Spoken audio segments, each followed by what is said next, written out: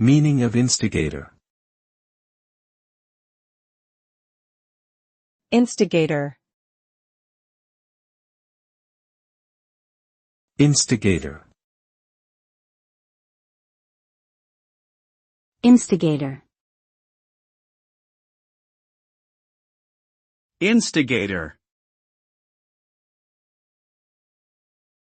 The term instigator is often used to describe a person who encourages or provokes others into action, especially those that are negative or harmful.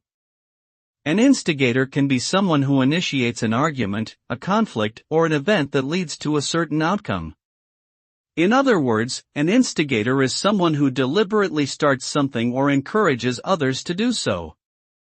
The word can have a negative connotation, as it often implies that the person is stirring up trouble or causing problems. However, there may also be positive uses of the term, such as someone who stimulates creativity or innovation.